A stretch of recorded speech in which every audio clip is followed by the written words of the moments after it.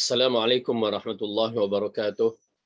Innal hamdalillah nahmaduhu wa nasta'inuhu wa nastaghfiruh wa na'udzu billahi min shururi anfusina wa min sayyiati a'malina. Man yahdihillahu fala mudilla lahu wa man yudlil fala hadiyalah.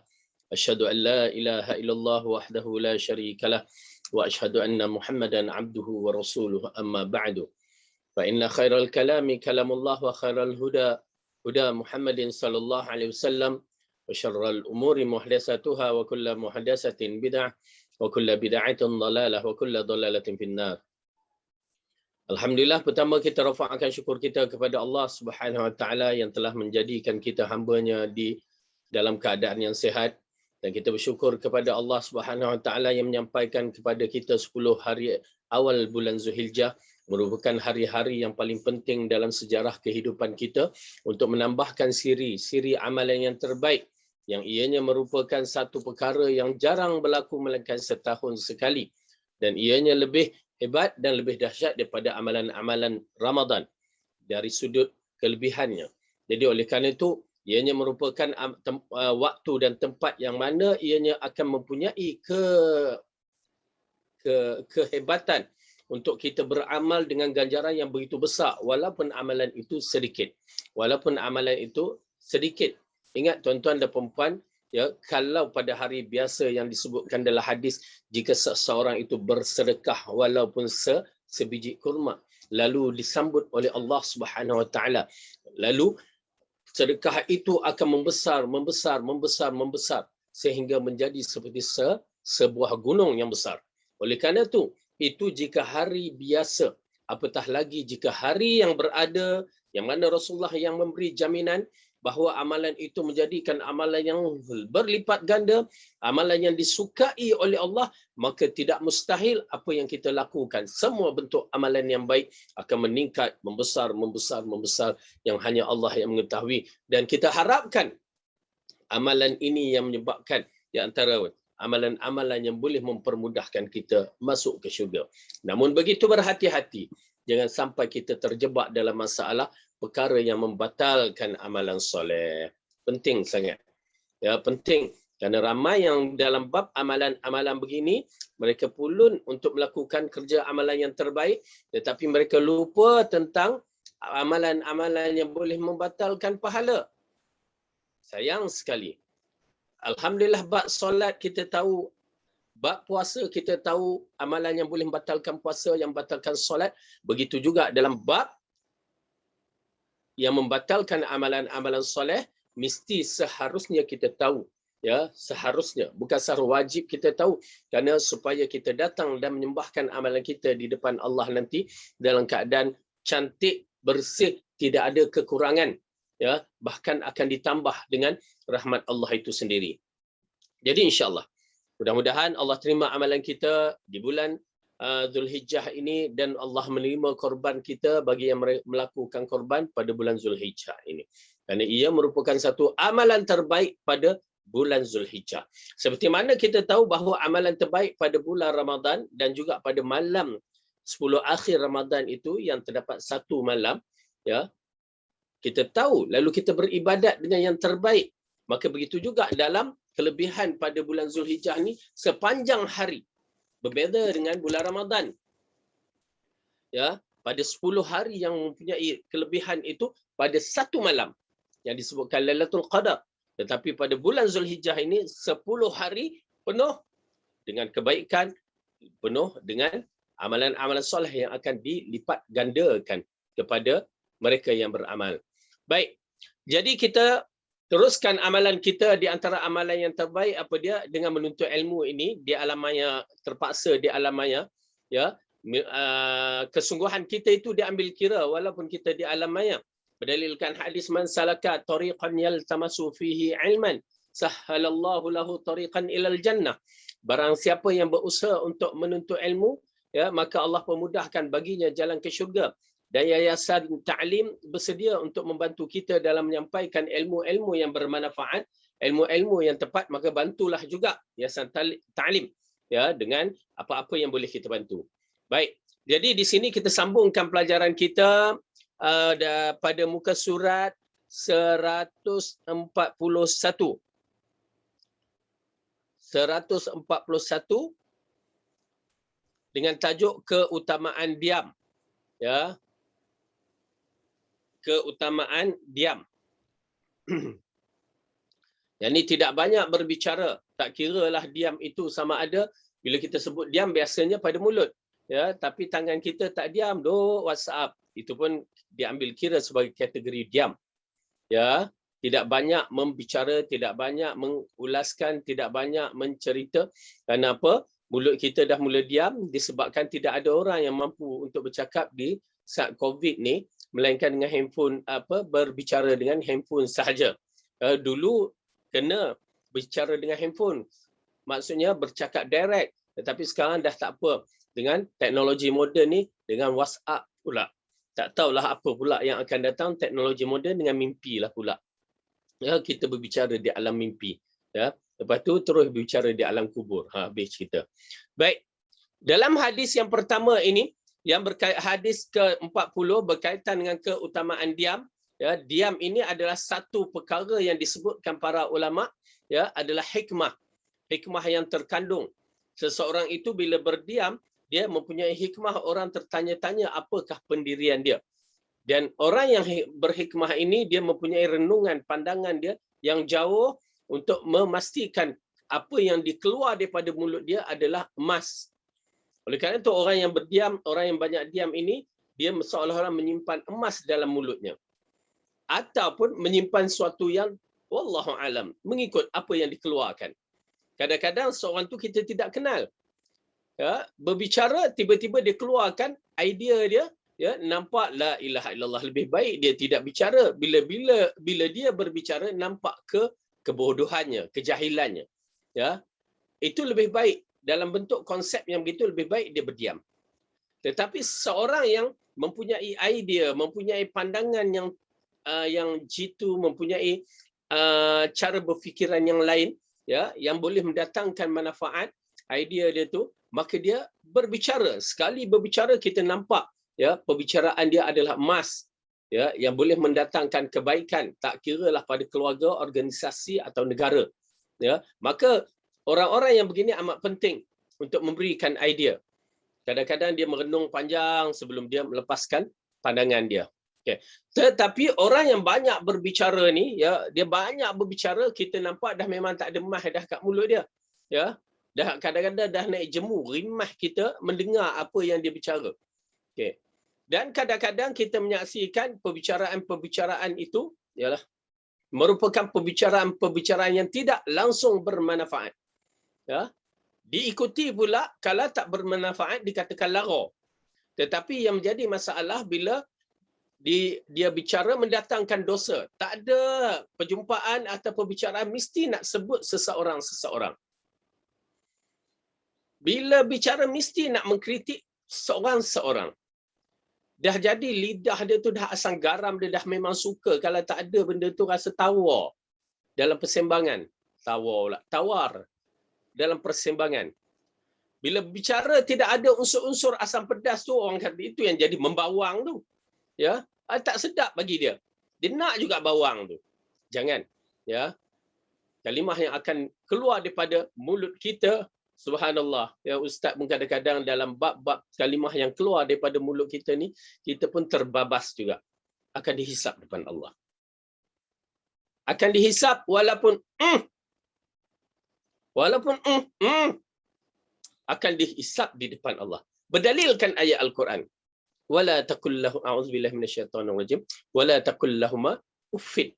Jangan kamu katakan kepada kedua kamu, ibu bapa kamu, kalimah yang tidak berhuruf tetapi dipaham maksudnya. Bila kita jumpa berbicara ibu kita, ada bunyi. Bunyi itu ada bunyi isyarat yang tersendiri yang difahami. Kita tak suka, tak boleh.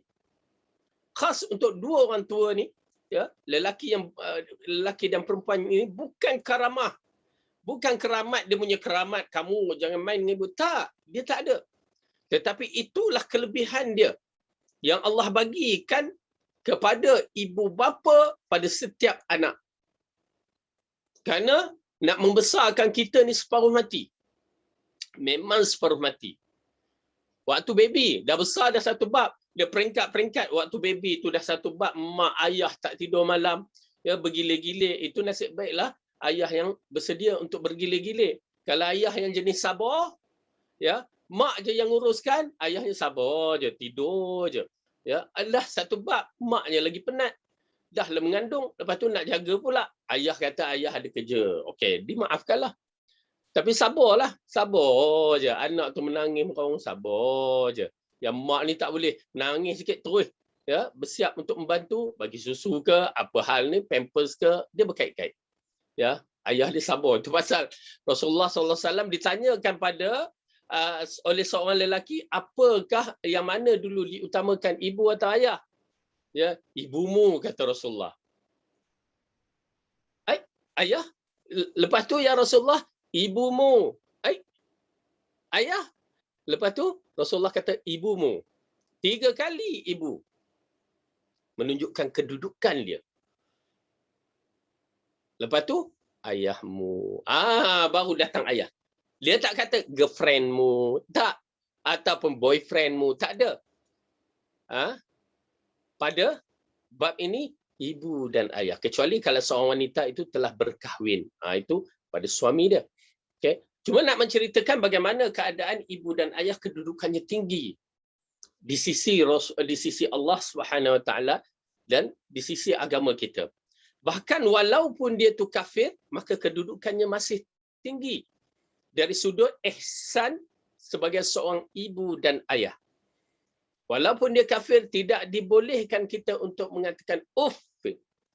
Bahkan diarahkan kepada anak-anak, terutamanya anak lelaki, berkhidmat kepada ibu dan ayah dia. Itu dia kaedah Islam. Cukup cantik.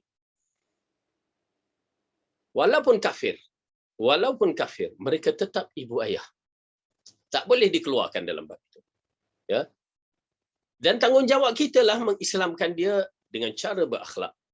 Dalam bab ini dakwah, oleh kerana itu posisi dakwah berhubung dengan mak dan ayah ni agak menarik sekali. Dia mengajarkan kita konsep dakwah pada semua tempat. Kenapa? Kalau gagal kita berdakwah, cara berdakwah pada ibu dan ayah, dengan orang lain pun gagal sebenarnya. Kerana dengan ibu dan ayah kita terpaksa jaga kata-kata kita, jaga akhlak kita, jaga jangan sampai dia terluka. Tapi anak sekarang, ya, suruh sidai kain je.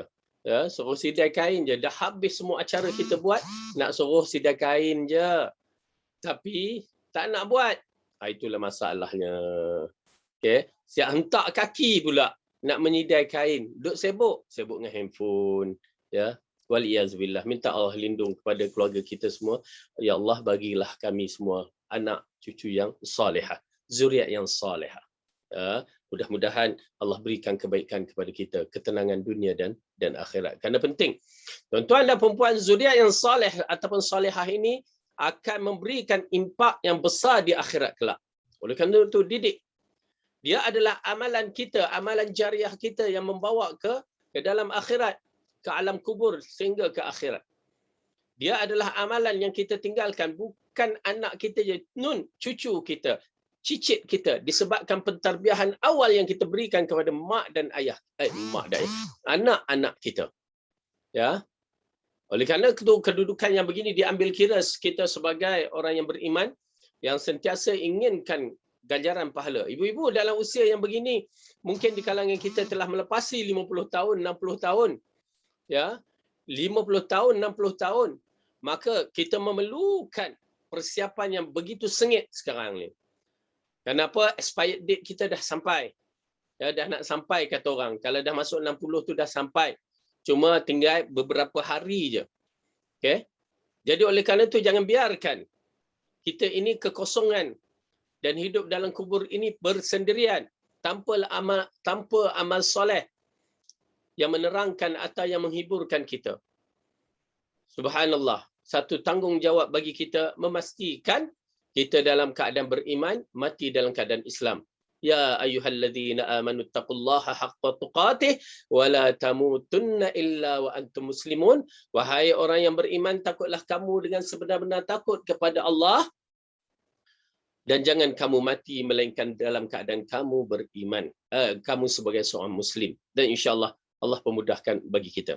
Baik, hadis yang ke-40 dari Anas Ibnu Malik radhiyallahu anhu, dia mengatakan bahawa Rasulullah sallallahu alaihi wasallam bersabda, as-samtu hikmun wa qalilun fa'iluhu.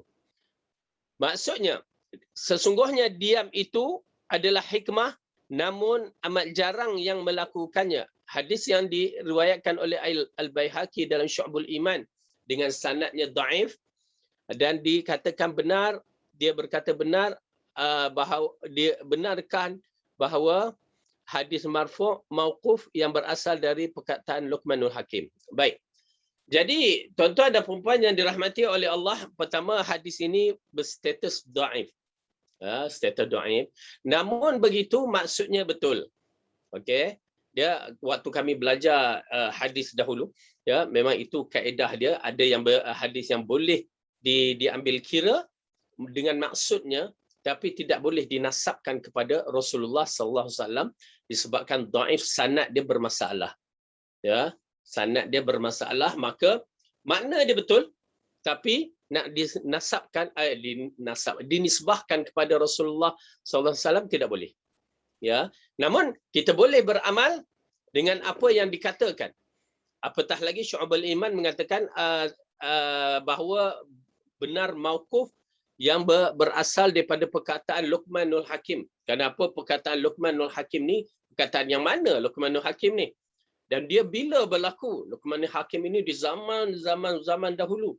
Yang mana sebelum kewujudan, sebelum lahirnya Rasulullah, lama, berzaman, berabad.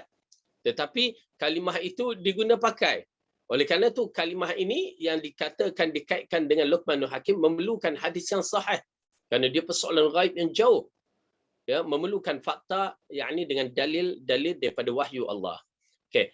Jadi oleh kerana itu masyhur, kerana perkataan Luqman ini masyhur. Perkataan Luqman, kenapakah dia dikatakan Luqman Al-Hakim? Ini pun kita kena belajar juga. Kadang-kadang kita belajar dalam hadis yang diriwayatkan oleh Al-Hakim. Siapa nama Al-Hakim ni? Dia Al-Hakim itu satu gelaran, pangkat.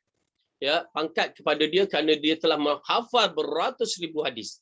Itu pasal gelaran Al-Hakim. Macam Ibnu Hajar Al-Asqalani, hafiz. Dia bukan hafiz Quran macam budak-budak kita ni. Ya, budak-budak kita ni bila hafiz terus nampak gelaran hafiz, kembang tengkuk dia, ya, kembang hidung dia. Ya, tak. Al-Hafiz pada zaman dahulu ditujukan kepada para penghafal hadis dan sibuk dengan urusan hadis, ya, ilmu dia bahagian hadis yang dikatakan ialah profesional, bahagian dia adalah bahagian hadis. Ya, dia mendapat julukan Al-Hafiz dengan hafal beribu-ribu. Sudah confirm hafal beribu-ribu, gelaran dia dah memang begitu. Ya. Kita hafal, alhamdulillah, Al-Quran hafal. Paling kurang 2-3 surah dalam juzuk Amma. Yang paling selalu kita baca Qul Huwallah. Alhamdulillah. Ya. Tapi jangan berputus asa, teruskan. Saya tahu keadaan kita, teruskan. Namun begitu, jangan kita, ya, berkata apa-apa, cuma kita berusaha dan minta ampun kepada Allah dengan perkara-perkara yang lepas kerana kekurangan ilmu kita, kejahilan ilmu kita, dan kita nak berubah. Di antara tanda tuan-tuan dan puan-puan berubah adalah dengan menuntut ilmu. Terutamanya walaupun dalam keadaan yang kritikal, tuan-tuan boleh tidur dalam bilik ini, tuan-tuan boleh rehat, boleh buat apa saja dalam rumah, tapi tuan-tuan dan puan-puan bersedia untuk menuntut ilmu di atas, ya, line begini. Walaupun kadang-kadang line tu ngok-ngek, ya, tapi still, ya, setia dengan kita menuntut ilmu. Mudah-mudahan Allah bagi ganjaran besar pada kita di akhirat kelak. Amin ya rabbal alamin. Baik. Siapakah Luqman Al-Hakim yang kita dah terangkan? Dia dapat gelaran Al-Hakim ini adalah dia ahli hikmah yang mempunyai kata-kata dia yang begitu hikmah. Ya. Sehingga kan Allah letakkan nama dia di dalam Al-Quran surah Luqman. Nanti kita akan buka kerana kata-kata hikmah yang diberikan. Dia masyhur dengan kata-kata hikmah. Dikatakan bahawa dia adalah orang yang berbangsa kulit hitam, Afrika punya, tetapi dia sentiasa mempunyai hikmah daripada mulutnya kerana dia tidak suka berbicara. Ya, melainkan dia berbicara yang mendatangkan faedah. Apabila orang bertanya, dikatakan bahawa apabila orang bertanya kepada Luqman, ya Luqman, apakah daging diberikan seekor kambing, apakah daging yang paling baik pada kamu, nilaian pada kamu. Lalu dikeluarkan daging itu, ya, apa dia? Dikeluarkan lidah. Orang dah potong semua kambing tu dah lapah dah.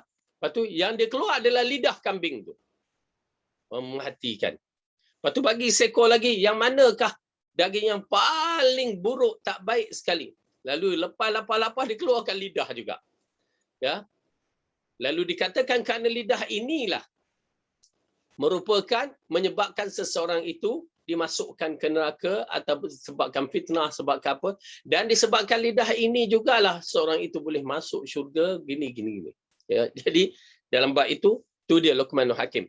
Jom kita buka surah Luqman. Kita tengok terlahkan kalimah Luqman itu disebutkan dalam Al-Quran, maka diceritakan dalam kitab-kitab agama kita, maka kita bicarakan sedikit sebanyak tentang kisah Luqman Al-Hakim.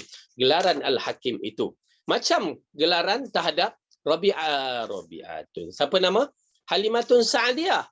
Ya, Halimatun Sa'diyah, kita letak nama cucu kita ke anak kita Halimatun Sa'diyah, bersepenaan dengan mak mentua, mak susuan Nabi. Okey.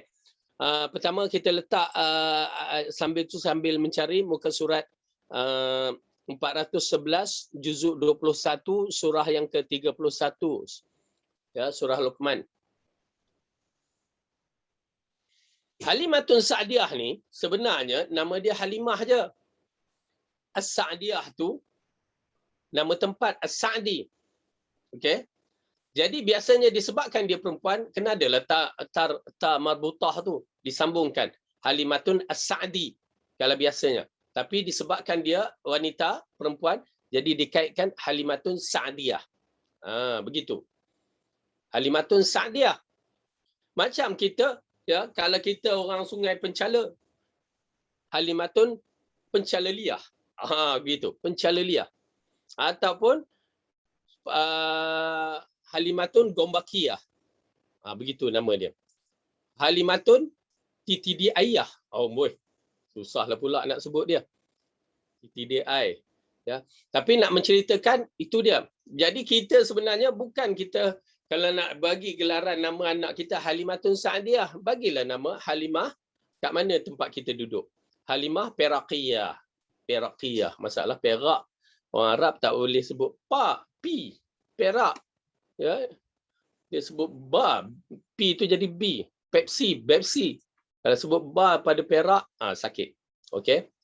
Ataupun Halimatun, mengikutlah nama-namanya. Baik. Di sini Luqman Al-Hakim. Al-Hakim itu satu gelaran pangkat yang istimewa kepada Luqman. Ya. Mari kita tengok dalam muka surat 412 surah yang ke-31 juzuk yang ke-21. Ya, apakah Luqman katakan? Hampir-hampir disebutkan kalimah Luqman ini satu muka surat. Dengan arti kata lain, satu muka surat penuh ini adalah satu wasiat dan nasihat yang cukup berharga. Kerana Allah tidak letakkan dalam Al-Quran melainkan yang penuh makna dan penuh hikmah yang terkandung pada kalimah-kalimah itu. Oleh kerana itu, satu huruf sahaja sudah membuktikan kalimah itu ada kebenarannya. Siapa yang tidak beriman, dia jatuh kafir. Satu huruf. Baris pun begitu. Satu baris. Oleh kerana itu, tuan-tuan dan puan-puan, belajar Al-Quran dengan cara yang diajarkan oleh Rasulullah, Jibril alaihissalam kepada Rasulullah. Jangan kita ikut baca suka kita, suka aku. Lah aku nak baca Quran macam mana? Jangan. Kenapa? Ditakuti. Dia akan terlari baris ke, terlari kalimah dia yang menyebabkan berubah makna. Ya, kita tak perasan, tetapi itulah hakikatnya. Banyak kalimah-kalimah yang boleh mengubahkan makna jika tersilap matnya, panjang pendek dia, ataupun makhraj hurufnya antara sin dengan sa misalan, ya, dad, da, ha, itu semua boleh mengubahkan makna, dan panjang pendek boleh mengubahkan makna. Seperti yang kita dah ceritakan, jamalun berbeza, ya, labanun, labinun berbeza. Ya, langit dengan bumi, ini perbezaan macam langit dengan bumi. kalbun. Beza. Ya, oleh kerana itu makhraj Al-Quran bacalah seperti mana kita diajarkan oleh Rasulullah sallallahu alaihi wasallam. Kerana amat penting kerana kita nak membaca untuk membaca di depan Allah nanti, ya, yang mana disebutkan di akhirat kelak, rattil kama ratalta fil dunya atau kama qala Rasulullah sallallahu alaihi wasallam, bacalah kamu seperti mana kamu baca di dunia. Baca, kita baca. Kita nanti kena juga baca kerana apa? Kerana kita akan diberikan syurga di antaranya sebab-sebabnya dengan baca Quran. Yang ini tingkatan syurga. Kalau kita baca merangkak pun tak apa. Tuan-tuan dan puan-puan, tak apa. Ya, depan Allah nanti pun kita akan baca merangkak. Takkan kita nak baca merangkak depan Allah. Teruskan baca. Belajar. Ya. Walaqad ataina, kita lambat baca, tak apa. Ya, teruskan. Tetapi bagi mereka yang boleh membacanya terus dan teruskan supaya dapat bacaan yang terbaik. Supaya kita persembahkan kepada Allah dengan bacaan yang terbaik. Ikhlaskan kepada diri kita. Okey, baik. Kita lihat apakah Luqman katakan pada ayat yang ke-13 12. A'udzu billahi minasy syaithanir rajim. وَلَقَدْ آتَيْنَا لُقْمَانَ الْحِكْمَةَ أَنِ اشْكُرْ لِلَّهِ وَمَنْ يَشْكُرْ فَإِنَّمَا يَشْكُرُ لِنَفْسِهِ وَمَنْ كَفَرَ فَإِنَّ اللَّهَ غَنِيٌّ حَمِيدٌ. Dan sesungguhnya telah kami berikan hikmah kepada Luqman, iaitu bersyukurlah kepada Allah. Dan siapa yang bersyukur kepada Allah, maka sesungguhnya ia bersyukur untuk dirinya sendiri. Dan sesiapa yang tidak bersyukur, maka sesungguhnya Allah Maha Kaya lagi Maha Terpuji. Okey. Itulah puncanya Luqman Al-Hakim. Nama dia jadi Al-Hakim, hikmah. Luqman yang diberikan hikmah oleh Allah Subhanahu Wa Taala. Bukan semua orang boleh memiliki hikmah. Macam mana kita ni sekarang masing-masing ada kebolehan masing-masing. Ya. Bukan kita semua memiliki kebolehan, ya, nak baik pipe, kita bukan bidang kita. Ya, nak baik elektrik bukan bidang kita. Oleh kerana itu bukan kebolehan kita. Jangan nak bagikan pandangan pada yang bukan bidang kita. Amat penting. Kerana itulah hikmah. Ya. Kita bidang kita apa? Kalau tuan-tuan dan perempuan bidang kedoktoran, bidang engineer, bidang mechanical, bidang apa-apa juga bidang, tak apa, pandangan dan pendapat bahagian itu silakan. Bidang masing-masing. Tetapi jangan bila bukan bidang kita, seorang itu bidang kedoktoran nak membicarakan tentang bidang pertanian. Jauh, dia akan lari manhaj dia akan lari maklumat dia. Dia pergi bicara tentang ilmu kedoktoran tepat. Tetapi bila bicara tentang ilmu pertanian, dia akan lari. Kerana bukan bidang dia. Bagaimana nak potong getah, ya? Bukan sebarangan. Saya anak kampung satu ketika dulu, bukan bidang saya getah tu. Bidang saya sawah padi. Ya, waktu saya kecil dulu. Jadi, kalau bab pokok getah tu kalau kita silap je toreh, habis mati satu pokok. Nampak? Kalau bukan bidang. Begitu juga kalau bukan bidang perikanan, kita nak masuk campur dalam bidang perikanan. Kononnya nak menghidupkan ikan, sudahnya mati habis semua. Oleh kerana itu bidang mengikut masing-masing. Dan kita katakan ini disebabkan acara agama kita Islam ini bukan sebarangan orang boleh membicaranya kerana ianya adalah agama. Lagi memerlukan orang yang mahir bidangnya. Kalau baru bercakap bahasa Arab, ana, anta, unta, nak membicarakan bab ini baik-baik, berbahaya. Minta pasal aircon. Kerana ianya boleh menyebabkan penyelewengan. Yang itu, oleh kerana itu Rasulullah sallallahu alaihi wasallam dalam satu hadis mengatakan, sesiapa yang tidak tahu tentang kesihatan dan memberikan pandangan, menyebabkan orang mati, dia bertanggungjawab depan Allah. Dia bertanggungjawab depan Allah yang menyebabkan kematian kerana bukan bidang dia. So dia. Oleh kerana itu isu COVID-19 berkaitan dengan vaksin apa, jangan hatta para ustaz tidak boleh memberikan pandangan dia kalau tidak ada ilmu. Kenapa? Ianya satu persoalan ilmiah yang memerlukan maklumat yang kuat dan tepat dan pihak bahagian kesihatan. Sebab saya pun mengkritik apabila Sebahagian ustaz yang tak ada bidang dia nak berbicarakan bidang tu. Baik-baik. Salah. Seperti mana juga tuan-tuan dan puan-puan yang bukan bidang agama nak membicarakan agama. Salah. Apabila kita melihat seorang doktor itu membicarakan sehingga mereka terjebak dalam bab berkaitan Al-Quran Tala yang dikaitkan Al-Quran, ya, main kita buka mana Al-Quran? Tak situ. Dia membicarakan bab agama satu ketika dahulu sehingga orang berpegang dengan dia dan percaya pada dia. Kita awal-awal dah tahu dah kalau bukan bidang agama nak masuk dalam bidang ni, dia asalnya bidang perubatan, maka masalah akan timbul. Tak kiralah. Kerana dia bukan kelulusan itu. Hatta orang yang ada kelulusan agama pun boleh terjebak dalam banyak masalah. Ini kan pula yang bukan bidang dia. Okay? Jadi ini dia hikmah. Yang di mana Allah mengatakan hikmah yang pertama, dan siapa bersyukurlah kepada Allah. Bersyukur kepada Allah. Tuan-tuan dan puan-puan, alhamdulillah Allah bagi nikmat kita yang masih hidup, masih sihat dan masih lagi dalam keadaan yang stabil, dalam keadaan stabil di waktu Covid ni, ya, kita menyaksikan berapa ramai yang tidak stabil. Allah musta'an, ya, sedih sebenarnya dalam hati kita kepada mereka ni, ya. Kita membantulah apa boleh yang kita bantu. Sahabat-sahabat kita menggerakkan, kita arahkan sahabat-sahabat menggerakkan, berikan bantuan kepada siapa saja, ya, dalam bentuk ini, dan sudah tentu kita utamakan orang Islam dan juga orang-orang yang lain-lain. Barulah orang lain, dan utamakan keluarga dulu, ya, lepas tu baru meningkat seperti mana konsep sedekah itu bermula daripada orang yang terdekat, lepas tu kembangkan.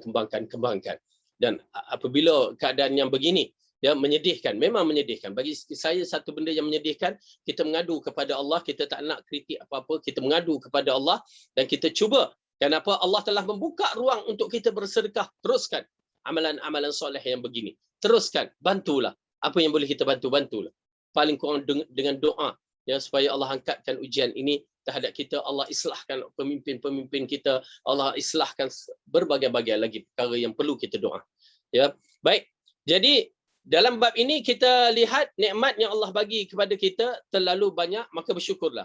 Paling kurang kita bersyukur ialah dengan ucapan alhamdulillah. Itu paling kurang.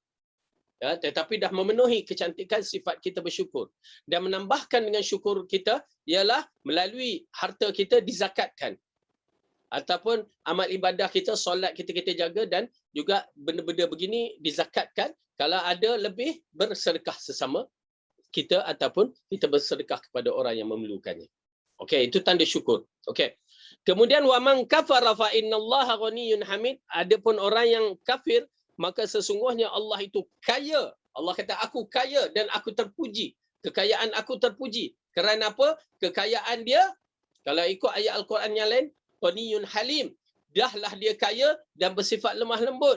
Dah. Lepas tu dahlah dia kaya bersifat penyayang. Dahlah kaya tidak kedekut.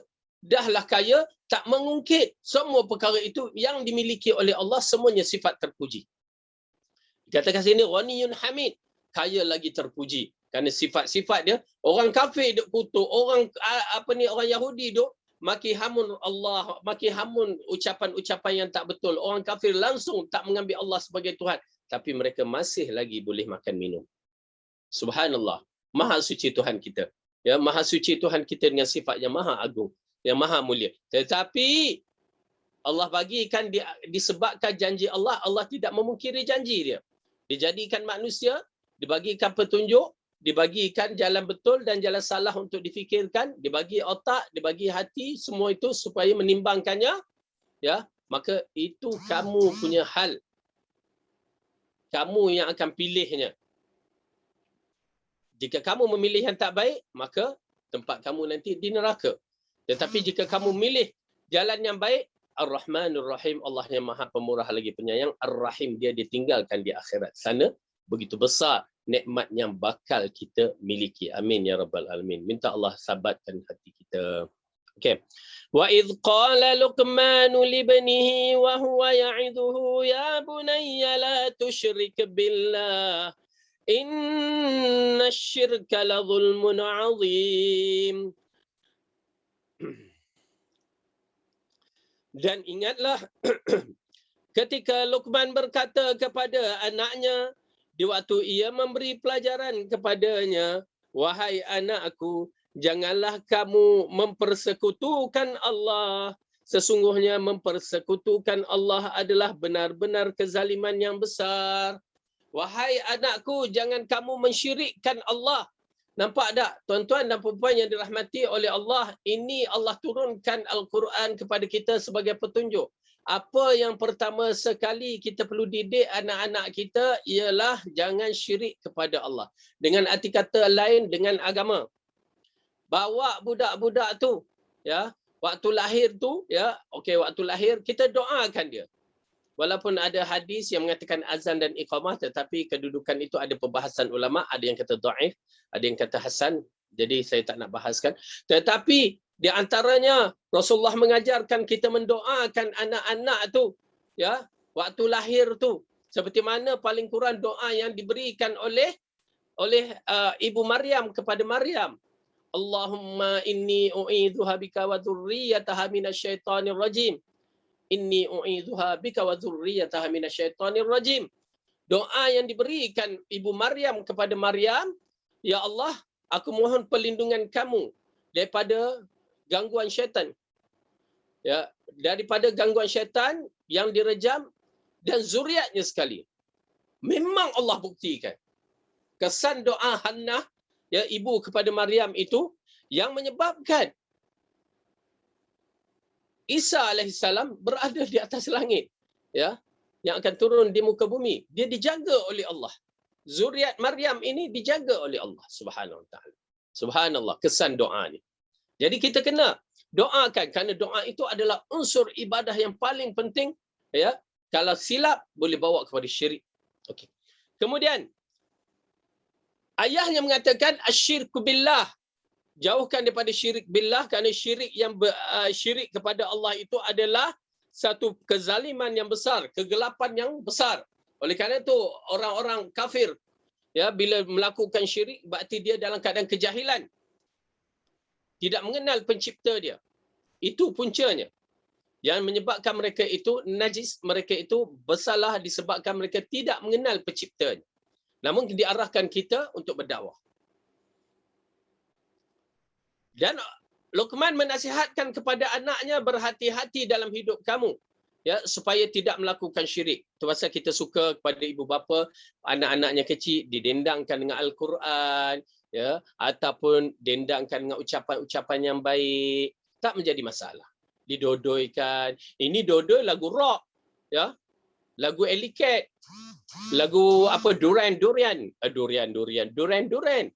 Lagu apa tu, dia lagu Scorpion yang begitu dahsyatnya didendangkan pada anak-anak. Ataupun lagu Dongdang Sayang. Bagilah satu kalimah-kalimah ciptaan kita, kan? Lagu-lagu yang lebih lembut, lebih berunsur agama, kan? Itu amat penting. Kenapa?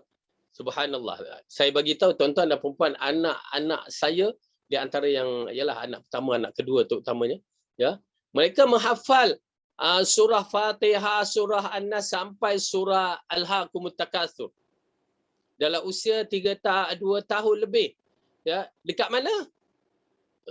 Sedangkan 2 tahun lebih tu tak reti nak baca apa-apa pun. Nak membaca anakku ke baca Iqra ke tak reti, tetapi telah menghafal. Dia menghafal melalui lidah kita. Itu pasal penting ibu, tuan-tuan dan perempuan, biar anak-anak itu menghafal daripada lidah kita. Kita dah ada cucu-cucu, siapa yang diserahkan oleh mak bapak dia jaga cucu anak-anak dia, yang ni cucu kita tu, boleh buat. Tak menjadi masalah. Kerana mereka ni akan membesar dan akan melakukan solat. Setiap kali solat itu Fatihah jika dibacakan, kita dapat pahala besar. Kenapa? Kerana dia baca tiap-tiap kali nak solat. Dia dibaca tiap-tiap hari. Amalan kita dibaca tiap-tiap hari. Subhanallah. Besar pahala. Ilmu yang bermanfaat yang akan mengiringi kita di kubur nanti. Alhamdulillah. Mereka ni waktu, ialah saya anak-anak tu lepas je 1 tahun dah lepas daripada ibunya, dia banyak rapat kepada saya. Ya. Tak tahulah apa sebab, wallahu alam. Bukan saya yang mengandung, tapi masya-Allah dia rapat. Kalau tidur tu memang atas bau ni. Ya, sampai jadikan bantal. Okey. Sambil tu kita baca. Okey, kita walaupun Al-Fatihah tidak termasuk dalam zikir tidur, tapi memang kita baca supaya asalnya sekadar untuk menghiburkan dia dan baca je. Saya baca ayat kursi. Ya, saya ingat lagi. Waktu baca dah berapa? Dah rasanya sebulan, 2 bulan saya baca. Tengah-tengah baca ayat kursi tersedak, tersedak. Maksudnya menyebabkan saya terhenti. Dia sambung. Saya kata Masya Allah. Dia boleh sambung. Terus baca kata. Baca habis. Ya. Di situ datang beberapa perkara yang menarik. Sebenarnya anak-anak kecil, ya, dia akan menghafal, dia menangkap semua maklumat. Dia ada sistem telinga, sistem mata, yang mana mata itu menangkap perbuatan mak bapak dia, dan telinga menangkap apa yang mak bapak dia ucapkan. Saya kadang-kadang akhlak anak kita bergantung pada kita. Kalau kita je ni, ibu-ibu sabar, jangan cepat-cepat nak membebel, kata orang. Terutamanya dalam usia anak-anak ni, ada cara dia membebel maksudnya.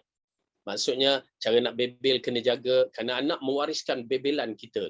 Yang bang, macam mana kamu buat bebel macam ni? Satu hari saya tanya, dah mak membebel? Boy, saya katakan. Okey, kita nasihat. Maksudnya, membebel ada cara dia. Dan pada usia yang berapa? Okey, usia yang 12 ke atas, ingat ibu-ibu, jangan membebel. Maksudnya, membebel cara yang agresif. Bebel nasihat. Banyak kepada nasihat, kerana usia 12 ke atas adalah usia remaja, yang mana dia memerlukan orang yang memberi pandangan yang bijak ataupun lembut. Mereka akan mengukirkan, ya, mereka akan menarik perhatian mereka bagaimana kedudukan ibu dan ayah mereka. Penting, memang penting. Kerana sebelum ada yang menangkap mereka dengan kata-kata indah yang penuh penipuan. Tanam tebu di tepi bibir saja, tapi racun di sebaliknya. Kenapa? Itu yang berlaku kepada anak-anak perempuan yang menyebabkan dia suka kepada lelaki-lelaki di luar sana. Kerana ibu dan ayah tidak pernah memuji dia, mengangkat dia, ya, mengagung, yakni rapat dengan dia, berbincang. Akhirnya dia tidak tahu ke mana nak meluahkan. Tiba-tiba datang seorang lelaki mengatakan, kamu ni cantik. Woi, kembang hidung. Ya, memang tak dinafikan. Confirm tuan-tuan dan perempuan, wanita ini perempuan memang suka kena puji. Okay. Jadi oleh kerana tu mereka bila ada orang puji, orang ni attention, ambil perhatian kepadaku, ya, menyebabkan mereka itu cenderung dan mengakibatkan satu perkara yang akan datang tidak baik. Okay, jadi kita dah makin matang, bersabar, ya, dan kita jadikan sebagai discussion kita. Pengalaman saya itu di antaranya, dan kita dah ada anak-anak yang besar, dah cucu pun. Waktu saya mendidik di sekolah saya pada usia 14 tahun, pelajar-pelajar ni nampak perubahan dia. Oi, jangan silap kita berbicara. Di situ saya mengajar saya. Alhamdulillah. Saya mengajar, dalam usia yang ni, dia tak boleh dibicara sebagai pelajar-pelajar bawah 12 tahun. Tak boleh. Ya. Saya teringat lepas tu setiap kali saya nak buat hukuman, saya tanya berapa umur dia. Kalau bawah 12 tu boleh lagi. Kalau atas 12, okey, kita discuss sebagai seorang macam bapa dengan anak. Kita bagi pandangan, kamu jangan buat begini. Bagi dengan perkataan yang lembut, ya. Dan kita orang kata kita begitu mengambil perhatian terhadap dia. Kadang-kadang kita jadikan kawan-kawan yang baik untuk kita. Ya, penting. Okay. Tapi ketegasan tetap ada lah. Ya. Kemarahan dah tak ada dah. Cara tak betul. Baik, kita lihat balik. وَوَصَّيْنَا الْإِنسَانَ بِوَالِدَيْهِ حَمَلَتْهُ أُمُّهُ وَهَنًا عَلَى وَحْنٍ وَفِصَالُهُ فِي عَامَيْنِ أَنِ اشْكُرْ لِي وَلِوَالِدَيْكَ إِلَيَّ الْمَصِيرُ. Dan kami perintahkan kepada manusia berbuat baik kepada dua orang ibu bapanya. Dua orang ibu bapa. Allah arahkan buat baik. Pertama sekali, ibunya yang telah mengandungnya dan keadaan lemah yang bertambah-tambah dan menyusukannya dalam 2 tahun. Bersyukurlah kepadamu, kepadaku dan kepada dua orang ibu bapamu. Hanya kepadakulah kembalimu. Okey. Di mana Allah perincikan bersyukurlah kepada dua orang yang penting ini, utama ini, iaitu ibu dan ayah. Pertama sekali, orang yang pertama perlu dihormati, diraikan dengan sebaik-baik. Dua orang ini, ibu dan ayah, walau buruk macam mana pun bersabar, ya, dan memberikan kebaikan kepada mereka. Dua orang ini, ibu dan ayah. Penting sangat-sangat. Hatta jika na'udzubillah berlaku perpisahan antara seorang suami dan isteri mempunyai anak, jangan ajar anak itu membenci di antara satu sama lain. Membenci mak dia atau membenci ayah dia. Tak boleh, jangan ajar. Berikan perhatian, doakan kepada ibu dan ayah. Itu cara dia. Jangan kita berdendam sampai begitu sekali sehingga kita menghangatkan anak kita dengan berita perkara-perkara yang buruk, sedangkan hakikatnya tidak begitu pada kedua pihak ibu dan ayah, suami dan isteri. Itu penting. Kerana kalau setengah orang tu bila dah bercerai, ya, dia menghangatkan kepada anak dia dengan perkara yang buruk terhadap ibu dan ayah mereka. Ya, salah tu. Ya, salah. Okey. Baik. Tetapi Allah katakan kepada sini, kenapa kedudukan kedua-duanya penting? Pertama, ibu yang telah mengandungnya, mengandung, iktiraf, kita akui bagi orang lelaki, jangan nak tipu. Ya, kita tak mampu untuk mengandung. Ya, dah dibuat eksperimen dalam bab ini. Seorang lelaki itu mengikut perempuan yang mengandung tu, setiap kali ditambahkan, diletakkan pada bahagian perut dia, ya, satu benda yang berat. Perempuan pun mengandung, dicek berapa kilo, okey, lelaki pun tambah. Lelaki tu tambah. Sampai kesudahan lelaki tu tak larat kerana pinggang dia dah bengkok. Ya, tulang belakang dah bengkok dah. Tak larat. Perempuan masih larat. Sebab apa? Itu kelebihan, ya, wanita-wanita yang dimiliki oleh mereka. Lelaki tak mampu. Ya, kerana tulang kita bukan tulang yang boleh bengkok. Ya, otak aja bengkok, bengkak-bengkok tu. Ya, idea terlampau banyak sangat. Tetapi wanita tidak begitu. Allah bagikan kelebihan. Sampai satu tahap lelaki ni stop dah. Tak boleh. Perempuan masih berterusan sampai umur dia 9 bulan. Dahsyat. Mengandung dalam Al-Quran menceritakan mengandung, ya, ala karhah, dalam keadaan benci. Dia tak suka sebenarnya. Tetapi dalam tak suka dia terhibur. Ya, melalui pengalaman yang kita lihat, ibu-ibu terhibur kenapa? Baby itu bermain di dalamnya. Panggil je kadang-kadang dia bergerak. Ya, jadi dia terhibur sangat-sangat. Terutamanya jika suaminya yang jenis pergi dalam bekerja dalam jauh, tak balik berapa lama, tak balik, dia terhibur dengan baby tersebut. Subhanallah, maha suci Allah. Oleh kerana tu, tuan-tuan dan puan-puan, ya, itu kelebihan yang Allah bagi kepada kaum wanita yang tidak dimiliki oleh kaum lelaki. Ya, jangan lelaki nak mengandung pula, nak jadi macam perempuan pula, tukar ni. Sudah nak mengandung tak boleh pula, nak kahwin pula dengan orang lelaki. Na'udzubillah syarr. Okey? Jadi, dahlah mengandung tu berat. Diikuti dengan sewaktu nak beranak tu, bahasa kasar, sorry. Sewaktu nak melahirkan itu dalam keadaan payah. Yang disebutkan dalam hadis, kisah Ibnu Umar sewaktu dia berada di Mekah. Waktu dia berada di Mekah, dia melihat orang yang melakukan tawaf apa semua, dan seorang lelaki itu datang memikul maknya. Ya, memikul emaknya dalam keadaan dia bawanya menunaikan haji. Dulu mana ada orang boleh upah-upah orang mikulnya. Dialah kendong mak dia di belakang, bawa tawaf 7 kali. 7 kali tu nak pergi ke Arafah dah satu bab. Balik Arafah pergi ke Mina, duduk pergi Muzdalifah, dari Muzdalifah ke Mina, dari Mina ke Mekah. Oi, bukan senang tu. Tuan-tuan dan puan-puan dalam keadaan memikul. Kita pun baby tu sangkut aja dekat ni. Itu pun dah bising, Allah penatnya aku, kamu lah ambil alih. Tak. Lelaki ini bagi tahu, ya Ibnu Umar, ya Ibnu Umar, ya Abdullah Ibnu Umar, apakah aku telah menunaikan hak seorang ibu kepadaku? Yang ni, aku telah tunaikan apa selama ini yang disebutkan dalam Quran tu, tanggungjawab ibu aku tu, ya, aku telah tunaikan. Penat tuan-tuan dan puan-puan, ya, dari Mekah, dari tempat dia, saya tak pasti lelaki ini dari mana, dari Yaman ke dari Syam. Lalu dia datang memikul maknya, ya, datang memikul maknya dah satu bab. Kemudian pergi ke padang Arafah berjalan kaki. Siapa yang pergi haji boleh gambarkan berjalan kaki. Tapi ingat, jangan gambar jalan raya. Gambarkan jalan yang batu-batu tepi kiri kanan tu. Pergi sampai ke Arafah. Sampai ke Arafah, habis berjalan tengah malam sampai ke Muzdalifah. Lepas tu pergi tunggu sampai ke Mina. Duduk di Mina 3 hari ataupun beberapa hari. Lepas tu nak pergi ke Mekah untuk melakukan tawaf.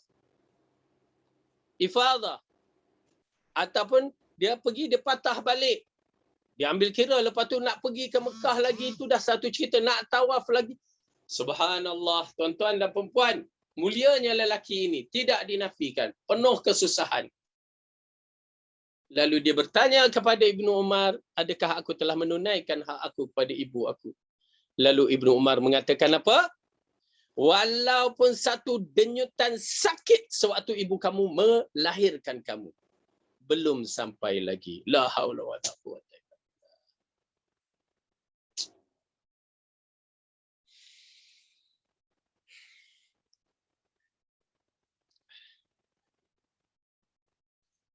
Mulanya ibu kita tu.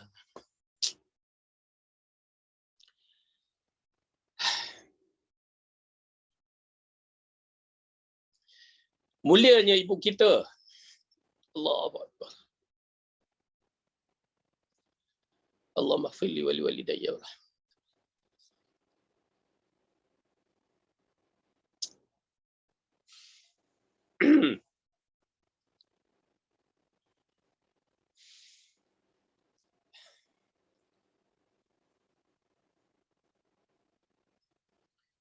Mulianya ibu kita.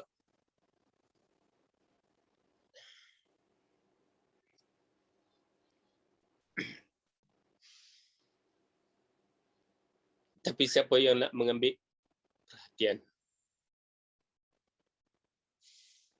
Wahai anak-anak yang soleh atau solehah, selagi ibu bapa kita masih hidup, sambutlah. Walaupun kita dah bercucu, kita dah beranak, bagilah hak-hak mereka itu.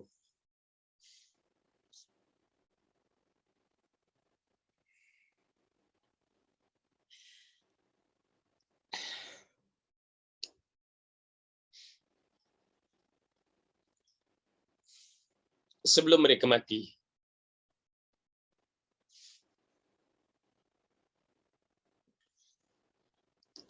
Kerana syurga ada pada mereka. Allahu Akbar. Baik.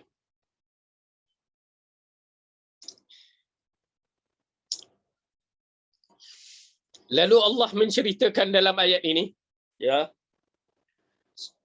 selama 2 tahun seorang ibu itu menanggung kesusahan dan bapa yang mencarikan nafkah.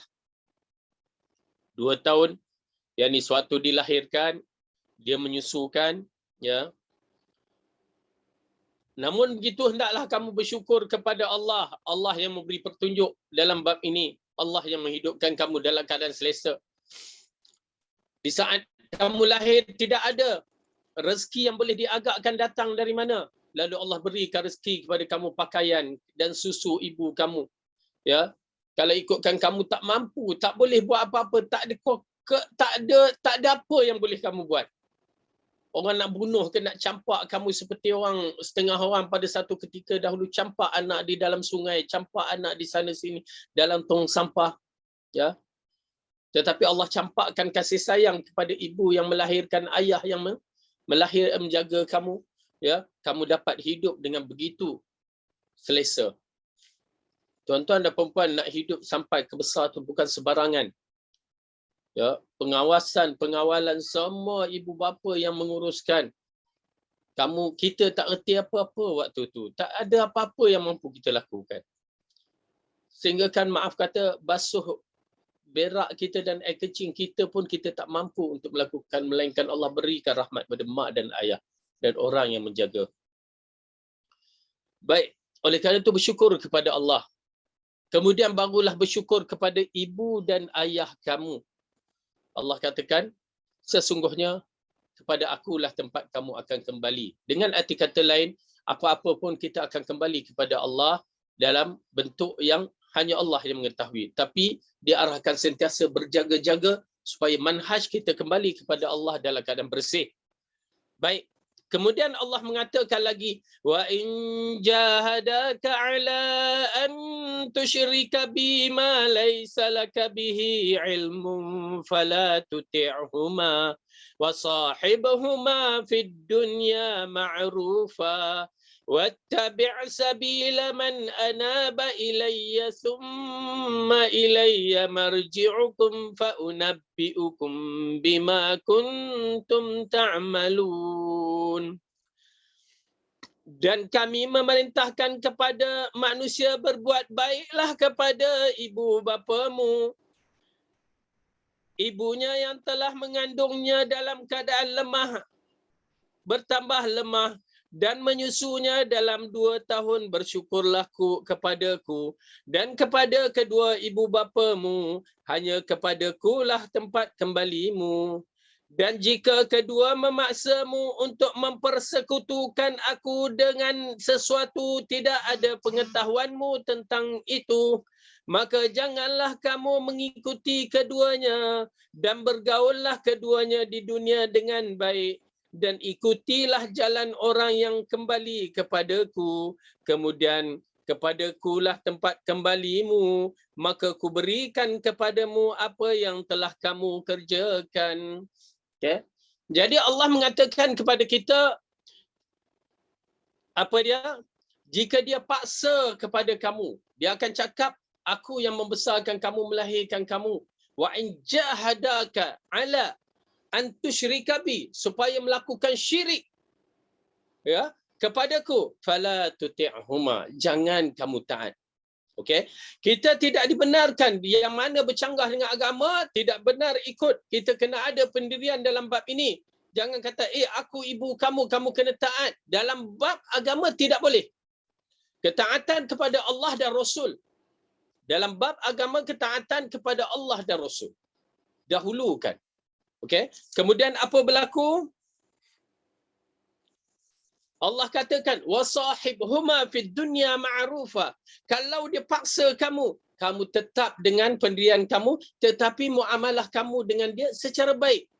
Itu yang penting tu. Kalau kita dah paksa dah, kita tinggal mak kita, langsung ya duduk di luar, menyebabkan ibu dalam keadaan terus kekafiran. Oleh kerana itu kita menyaksikan perjalanan sahabat, 2 sahabat yang masyhur yang mempunyai ibu yang disayangi. 3, ya. Pertama, Mus'ab ibn Umair. Lelaki ini mak dia kaya. Ya. Abu Ubaidah ibn Jarrah. Kaya. Dia marah, tak maukan anak dia masuk Islam, diikatkan. Ya. Mak Abu Ubaidah ibn Jarrah sampai dia berhenti daripada makan, mogok lapar. Mogok lapar sehingga kan dia mengharapkan dengan perbuatan itu Abu Ubaidah ibn Jarrah menjadi lembut hati untuk meninggalkan agama Muhammad. Berapa hari tak makan? Manusia ni kalau tak makan dalam seminggu boleh lagi kan? Tapi dah lembek ketenyek dah. Ya. Lembek macam tempeyek muka kerah. Okay, lembek. Ya. Lalu dia manusia ni ada tahap dia kalau beberapa hari tak makan boleh lagi. Tetapi air pula beberapa hari tak minum, dia kurang sedikit daripada makan ni. Ya, oleh kerana itu kalau macam bangunan runtuh ke apa masih didapati ada orang, dia akan pancutkan air ya supaya paling kurang untuk dapat minum air. Ya, dia tak boleh nak pancut makanan. Pasal makanan kata sekat air boleh. Okey. Jadi oleh kerana itu kedudukan yang begitu. Okey. Jadi Abu Ubaidah ibn Jarrah katakan kepada ibunya dalam keadaan yang baik, dia mengucapkan, wahai ibuku, jika ibu diberikan 1000 nyawa, dicabut dibuang, dicabut dibuang, dicabut dibuang, namun aku nak meninggalkan agama Muhammad, tidak sama sekali. Lebih baik ibu makannya. Mak dia bila dengar cakap anak dia macam tu, okeylah aku makanlah, rugi aku puasa 3 hari tak dapat pahala. Okey. Lalu dia makan. Dan Abu Mus'ab ibn Umair, mak dia ikat dia, tahan dia, tutupkan rumah dia dan diletakkan di satu tempat, dia tidak boleh keluar. Ya, mengikut Rasulullah, tetapi dia dapat lepas keluar. Lelaki ini cukup hebat kan kekayaan dia, kekayaan mak dia tu. Kemudian bila dia pakai, masya-Allah, segak sesegak-segaknya. Dengan mukanya yang handsome, dengan bau haruman dia, kalau keluar aja dia di jalanan tu orang dah tahu ini bau Mus'ab ibn Umair, harum. Sehingga kan anak dara pada zaman tu tergila-gila kat dia. Tetapi bila dia mengambil agama Muhammad itu, lalu dia lari dan berhijrah, ya menjadi duta pertama ke Madinah dalam keadaan yang tak ada apa-apa. Sehingga hari kematian dia selepas di dalam perang Uhud yang Rasulullah menangis kematian dia, ya, disebabkan apa yang dimiliki hanya kain yang ditutup kepala, terbuka kaki, ditutup kaki, terbuka kepala. Menangis Rasulullah. Turun ayat minal mu'minina rijalun sadaqu ma ahadullah alaih. Di kalangan manusia ini, orang mukmin ini telah membenarkan janji-janji Allah. Dia benarkan janji Allah tapi dia belum dapat hasilnya. Itu pasal pada hari Fathul Mekah hari ini mereka mengingati Mus'ab ibnu Umair, mereka mengatakan itulah lelaki yang di mana menyaut janji-janji Allah tapi belum dapat hasilnya. Kita menyaut janji Allah, kita dapat hasilnya. Allahu Akbar. Besar pahala mereka. Okey. Jadi ini dia. Tetapi mereka layan mak mereka dengan cara yang baik. Kemudian lelaki yang ketiga adalah Abu Hurairah radhiyallahu anhu. Abu Hurairah mak dia semedang marah. Abu Hurairah duk ikut apa Muhammad tu, ya, dengan kutukan. Tapi Abu Hurairah tetap melayan maknya dengan cara baik, muamalahnya cara baik, dan Rasul dia tetap duduk dengan Rasulullah. Ya. Akhirnya dia menyampaikan berita, ya Rasulullah, aku amat sedih disebabkan ibu aku sentiasa mengutuk kamu. Ya Rasulullah, bolehkah kamu doakan ibu aku supaya ianya masuk Islam? Ya, supaya dia sentiasa memujimu. Lalu Rasulullah sallallahu alaihi wasallam berdoa. Ya. Rasulullah sallallahu alaihi wasallam berdoa. Lalu Abu Hurairah balik dalam keadaan cemas. Ya, dalam keadaan cemas, takut mak dia kutuk dia dan kutuk Rasulullah. Tiba-tiba dia tengok mak dia tak ada. Wahai ibu, ibu dalam bilik air ni. Ya, ada bilik air, ya. Zaman dahulu pun ada bilik air, tapi tak ada tandas yang tandas untuk buang air besar tu tak ada secara ni formal. Okay? Dia tandas dia nun kat luar. Tak apa, itu kita tak cerita. Lalu dia pun hairan, tak apalah. Ibunya keluar dalam keadaan basah. Lalu dia kata, ya Abu Hurairah, ya Abdurrahman, nama dia Abdurrahman,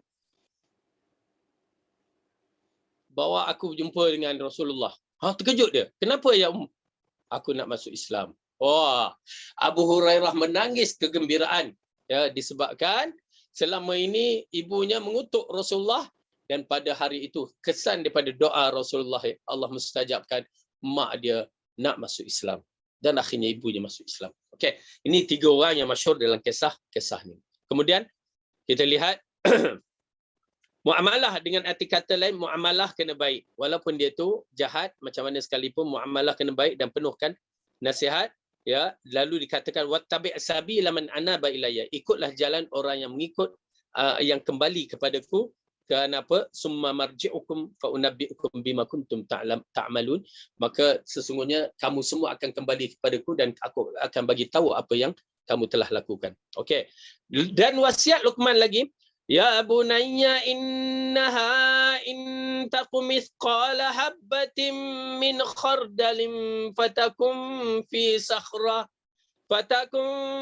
sakhratin aw fis samawati aw fil ardi ya'ti biha Allah. Innallaha latifun khabir. Luqman berkata, wahai anakku, sesungguhnya jika ada sesuatu perbuatan seberat biji sawi dan berada dalam batu atau di langit atau di dalam bumi, nescaya Allah akan mendatangkan membalasnya. Sesungguhnya Allah Maha halus lagi Maha mengetahui. Satu wasiat yang cukup besar kepada kita juga dan kepada anak-anak kita, di mana Luqman mengatakan, wahai anakku, jika satu benda tu kecil sebesar nukleus, yang kecil sekali yang kita pada satu ketika dahulu, tetapi ada yang lebih kecil, ya, walaupun sekecil sekali sebesar biji sawi pun, sama ada berada di atas bumi, di dalam batu yang pejal tu, ataupun di luar, di dalam bumi yang jauh nun di langit lagi, Allah pasti akan membuktikan, menunjukkan kepadamu apa yang kamu lakukan. Tuan-tuan dan puan-puan, akidah, tauhid, dahsyat. Tauhid rububiyah disampaikan Luqman kepada anaknya. Baik-baik Allah memerhatikan perbuatan kamu, Allah memerhatikan apa yang ada dalam hati kamu, kerana dalam hati ini bukan sebesar biji sawi, hanya Allah yang mengetahui, dan bukan sebesar nukleus, hanya Allah yang mengetahui. Akan dibuka kerana diberikan pahala ataupun dikaitkan dengan perkara yang tidak baik. Nampak tak tuan-tuan dan puan-puan, dahsyat tauhid yang disampaikan oleh Luqman kepada anaknya. Ini pentarbiahan. Takut Allah, Allah menyaksikan. Takut Allah, Allah tahu apa yang kamu buat. Ini dia pentarbiahan kita kepada keluarga kita. Allah buktikan. فَمَنْ يَعْمَلْ مِثْقَالَ ذَرَّةٍ خَيْرًا يَرَهُ وَمَنْ يَعْمَلْ مِثْقَالَ ذَرَّةٍ شَرًّا يَرَهُ. Siapa yang melakukan kebaikan sebesar zarrah, sebesar atom, sebesar nukleus, pasti akan ditunjukkan. Dan siapa yang melakukan kejahatan walau sebesar zarrah, atom, nukleus, pasti akan ditunjukkan. Subhanallah. Kalau sebesar zarah oksigen, tuan-tuan dan puan-puan, ala saya ni tanam pokok suka-suka je. Tahu tak, pahala datang secara tak langsung, kita tak sengaja. Kerana apa? Udara pertama, pokok dia menyedutkan karbon dioksida, ya, untuk proses pemakanan dia. Dan dia mengeluarkan oksigen, ya, untuk kebaikan kita. Nampak tak? Bagaimana kita tanam pokok tu saja berapa? Dan kalau kita sebut oksigen, ya, dua atom itu bergabung, maka jadi molekul oksigen, maka di situ kita dapat pahala. 2 pahala terus. Hanya duk syok-syok tanam pokok je. Suka-suka tanam pokok. Oh, kalau macam tu ustaz, tak payahlah potong apa lalang apa semua. Itu dah kira berat dah tu, kan? Orang nak cantik, bukan nak belalang rumah tu. Okay, tanah pokok yang merayap je. Ya, tiba-tiba pokok hutan pun masuk sama. Tak apalah, aku nak pahala tak. Pokok-pokok yang kita tanam. Itu pasal kadang-kadang tanah kita tak dikerjakan. Kita masih lagi dapat pahala di situ. Namun begitu kalau kita kerjakan, jagakan, lagi besar pahala. Selagi tidak mengganggu manusia. Okey? Baik. Allahu Akbar. Saya cuma fikir dalam batu tu, sebesar zarah dalam batu tu, apa dalam batu? Menunjukkan hikmah yang terkandung. Ada sesuatu dalam batu yang Allah letakkan, yang kadang-kadang seperti mutiara diamond, kan? Yang mana permata-permata yang dalam batu, kita tak tahu, Allah tahu, dan dia boleh akan mengirakan benda tu nanti. Ya. Okey, kita lihat ayat seterusnya. Ya bunayya aqimis salata wa'mur bil ma'ruf wanha 'anil munkari wasbir 'ala ma asabak. Inna dzalika min azmil umur. Wahai anakku, dirikanlah solat dan suruhlah manusia mengerjakan yang baik, dan cegahkanlah mereka dari perbuatan mungkar, dan bersabarlah terhadap apa yang menimpa kamu. Sesungguhnya yang demikian itu termasuk hal-hal yang diwajibkan oleh Allah. Jadi ayat ini menceritakan bahawa Luqman mengajar anak dia solat. Oleh kerana itu kita, kalau kita solat, anak cucu kita ikut, biarkanlah dalam keadaan pakai pampers dia ikut kita, tak apa. Biarkan. Buat sejadah untuk dia. Belikan sejadah untuk dia. Belikan jubah ke apa, tak apa. Pakai dia tonggeng, biarkan. Dia tonggeng. Kenapa? Dia sedang mempelajari apa yang tok nenek, mak ayah dia ni buat. Dia nak ikut sama, biarkan dia waktu kecil itu. Jangan kata, alah ngacaunya anak kamu ni. Tak usah. Ya, biarkan. Kerana itu ikatan yang penting. Solat ikatan kita yang penting. Jangan biarkan solat kita bercanggahi, melanggari sunnah. Yang ini pertama, awal waktu sifat solat sunnah, sifat solat Rasulullah tu diambil kira. Ya, baik. Dirikanlah solat dan mengerjakan yang baik. Kerjakan baik. Oleh kerana itu, Masya Allah, kita menyaksikan ada di kalangan kita ni orang yang suka berbuat baik, kan. Anak-anak tu terikut dengan perbuatan mak ayah dia. Masya Allah. Itu amat penting. Kita mengajar. Kadang-kadang kita buat baik tu, kita bagi tahu anak kita. Kenapa ayah ibu buat begini? Bahkan kita buat kerja profesional sendiri. Ya. Tuan-tuan dan puan-puan, bukan kerja baik itu hanya sekadar amal kebaikan. Hatta seorang ibu menjaga, mentadbirkan rumah dengan cara baik, tersusun, ya, rumah dia, dan juga tersusun pinggan mangkuk dia, mengikut jadual, kain baju dilipat di suruh. Itu semua benda yang baik yang mempengaruhi anak-anak, kita dapat pahala. Kerana anak-anak akan mengikut. Dia ikut mak ayah dia. Ya, subhanallah, ajib. Allah mengatakan, buat benda yang baik. Dan arahkan mereka melakukan yang baik. Ini balik-balik suami tengok tu dia. Kejap-kejap kaki ke dalam lesung. Ya. Tengok-tengok tapis atas kipas. Ya. Jangan begitu. Susun, takbirkan. Dan suami pun muamalah kena baik dengan keluarganya. Okey, baik. Dan suruhkanlah mereka mengerjakan kebaikan, amal ma'ruf. Amal ma'ruf ni satu benda yang agak senang.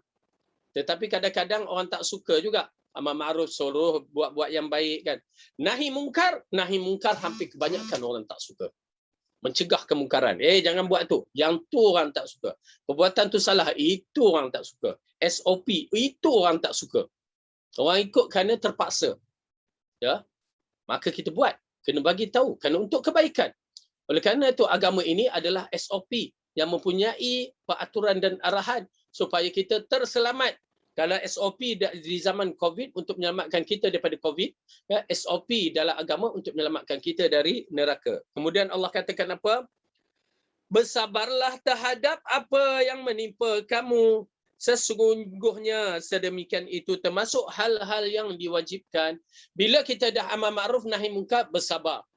Kerana ujian akan sampai. Oleh kerana itu ayat dalam surah Al-Asr, wal asri innal insana lafi khusr illa alladhina amanu wa amilus solihat wa tawasaw bil haqq wa tawasaw bis sabr.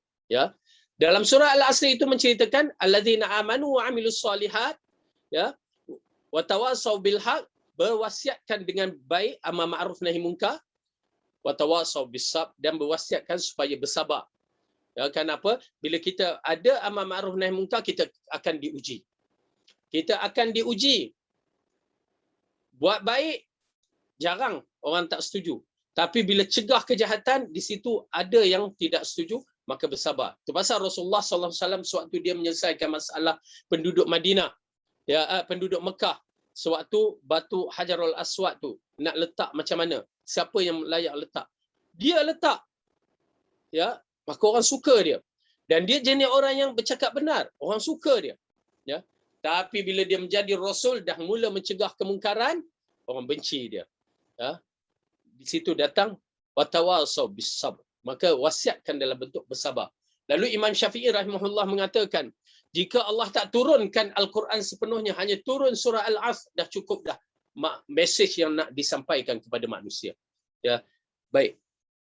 Kemudian Allah katakan, wala tus'ir khaddaka lin-nasi wala tamshi fil ardi maraha innallaha la yuhibbu kulla mukhtalin fakhur.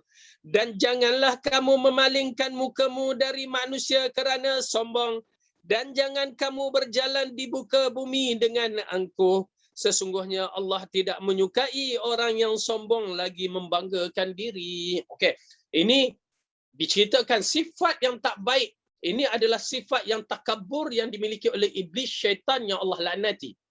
Apa dia? Sombong, rasa megah, rasa dirinya hebat. Kenapa? Disebabkan sama ada kekayaan dia, ataupun pemikiran dia, ataupun jawatan dia. Dia jadi sombong. Ya. Ini menyebabkan seorang itu menjadi sombong, berjalan secara orang yang sombong.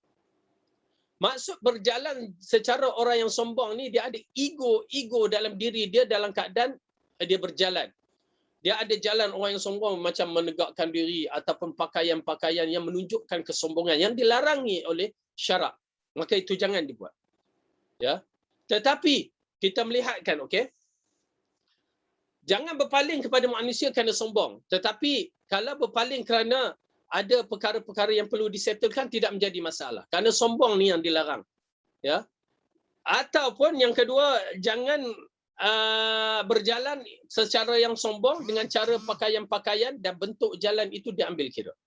Habis kalau kita naik kereta besar-besar, Ustaz, okay, ianya tak menjadi masalah. Bahkan jika kereta itu lagi besar, menunjukkan keizahan sebagai seorang Muslim, maka itu baik. Dan tidak pula menyombongkan diri. Kalau polis tahan, siap kita maki hamun polis, itu sombong tu. Ya. Kalau benda kita dah bersalah, apa salahnya? Mengaku jelah salah. Kenapa nak maki hamun? Okey. Ataupun nampak aja orang yang ni tohon dia, hoi marah sangat. Ya, bagilah laluan, biarkan dia lalu secara baik. Jangan sombong. Itu amat penting tu. Ya. Itu cara yang dikaitkan dengan perjalanan yang sombong, kerana Allah tak suka kepada orang yang sombong. Iblis dah menjadi sombong. Dia dikeluarkan dari tempat yang paling terbaik, yakni syurga, ke tempat yang paling hina, ke bumi. Qarun, Allah bagikan kekayaan yang cukup hebat, tetapi dia sombong dengan harta dia, kekayaan dia. Lalu ditenggelamkan sampai hari kiamat, baru sampai di tengah-tengah bumi. Fir'aun, dia sombong kerana kekuasaan dia dan harta dia, pangkat dia. Lalu Allah matikan dia di dasar sungai Nil ataupun Laut Merah. Subhanallah, itu kesan daripada orang-orang yang sombong. Okay, jadi jangan sombong. Kemudian Allah mengatakan, waqsid fi masyika waghdud min sautik inna ankaral aswati la sautul hamir. Dan sederhanalah kamu dalam perjalanan dan lunakkanlah suaramu. Sesungguhnya seburuk-buruk suara adalah suara keldai.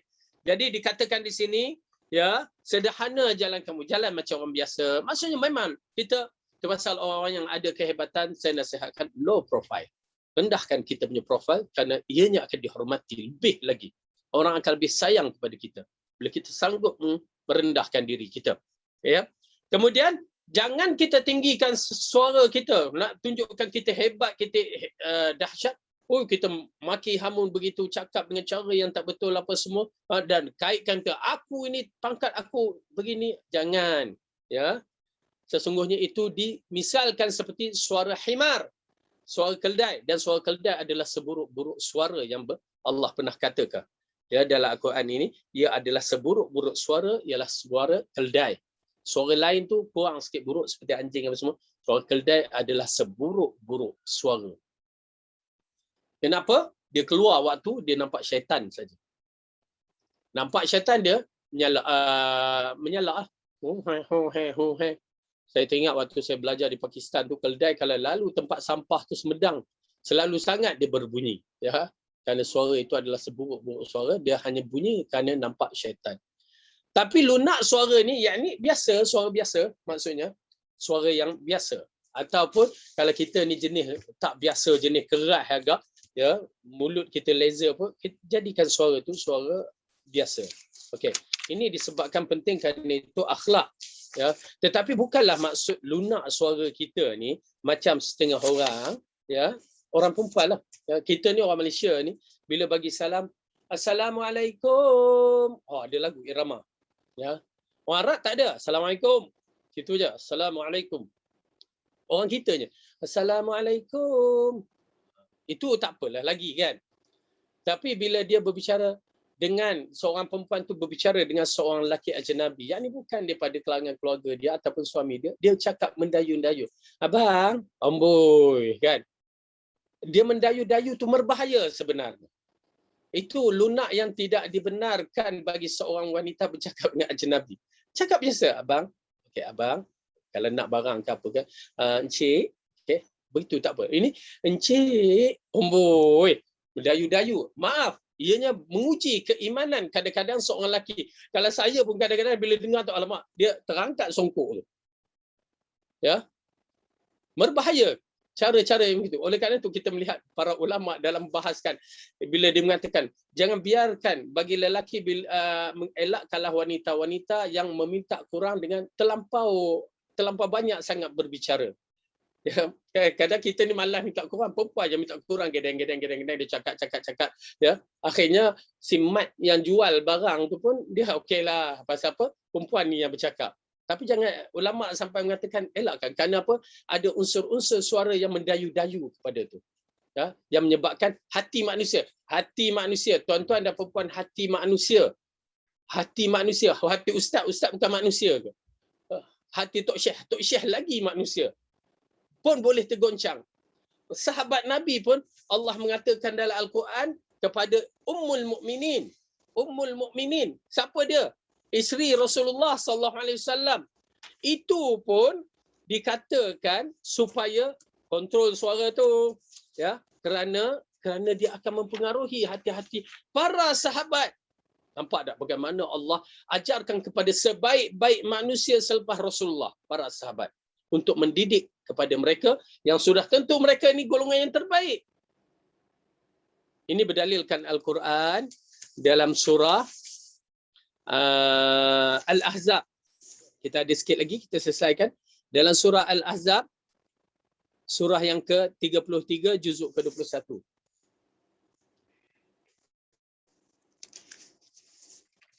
Okey.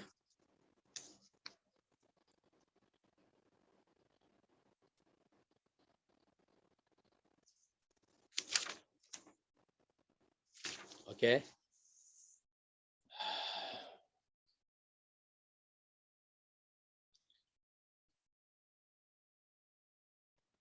Okey, ayat 32, muka surat 422. Surah Al-Ahzab, juzuk 21, ayat 42. Ayat 32. Muka surat 422. A'udzu billahi minasyaitonir rajim. Ya nisa an-nabiy lastunna ka ahadin minan nisa in ittaqaitun fala takhda'na bil qawli fayatma'a alladhi fi qalbihi maradun wa qulna qawlan ma'rufa. Wahai isteri-isteri Nabi, kamu sekalian tidaklah seperti wanita-wanita yang lain jika kamu bertakwa. Maka janganlah kamu melembutkan dalam berbicara, yakni merayu-rayu dalam berbicara, sehingga keinginanlah orang yang ada penyakit dalam hatinya, dan ucapkanlah perkataan yang baik-baik. Nampak tak? Wahai isteri-isteri Nabi, kamu adalah orang yang special kalau kamu bertakwa. Fala takhda'na bil qawli, jangan kamu mendayu-dayukan suara kamu tu. Buat cakap biasalah, kalau dengan suami lantaklah mendayu-dayu. Okey, engkau laksana bulan ke apa ke, tak apa. Tetapi dengan orang lain cakap biasa. Bukan pula cakap keras. Oh, apa tu? Tak ada. Ya, ini salah faham kenapa berlaku berlaku di kalangan masyarakat ni, ya. Bila Allah kata jangan cakap kasar, jangan cakap mendayu, dia cakap dengan orang lelaki tu cara tak betul pula bagi saya. Pasal apa? Dia nak lalu satu tempat tu, dia dengan pakaian dia berhijab, berpurdah apa semua. Tepi, bagi lalu. Cakap elok-elok, boleh tak? Bagi saya cakap elok-elok, minta lalu. Apa salahnya? Minta lalu tak? Minta lalu, boleh bagi kami lalu. Kan cantik. Tak payah. Okey. Jadi kalimah itu amat penting untuk memastikan cara kita menyebut. Bukan maksudnya cakap kasar, tetapi cakap beradab. Okey. Fala takhda'na bil qawli fayatma'a alladhi fi qalbihi maradun. Ya, kerana apa? Kerana ditakuti kamu bercakap dengan cara mendayukan. Perempuan ni cakap kadang-kadang gelak-gelak, dia pun ada urusan dayu yang agak berbahaya, yang menyebabkan hati orang-orang yang berpenyakit. Di kalangan manusia kita tak tahu siapa ada penyakit hati. Ya. Okey. Maka fayatma' alladhi fi mana tadi?